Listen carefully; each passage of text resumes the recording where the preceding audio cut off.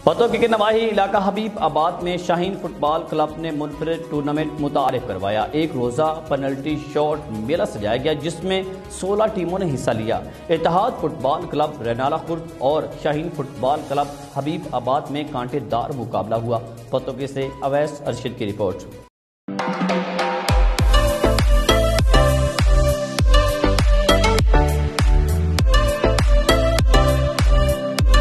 पत्तों की कनवाही इलाके हबीबाबाद में फुटबॉल की तारीख में शाहीन फुटबॉल क्लब हबीबाबाद की जानिब से मुनफरद टूर्नामेंट मुतारफ करवाया गया।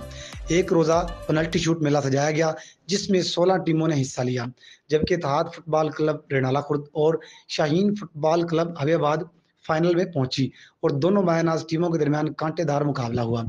शाहीन फुटबॉल क्लब ने जीत का सेहरा अपने सर सजाया।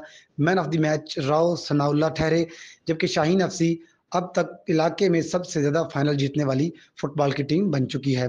इस मौके पर मेहमान खुसूसी डीएसपी पीर मुश्ताक अहमद, चौधरी शहजाद अहमद रहनुमा पाकिस्तान तहरीक इंसाफ, राना खिजर अल्ताफ, मेहर उस्मान अकरम शानी और दीगर सियासी व समाजी शख्सियात के साथ साथ सैकड़ों शायकीन ने भी शिरकत की। कैमरा टीम के साथ मोहम्मद अवैस अरशद, तहसील रिपोर्टर, सिटी न्यूज़, पत्तों की।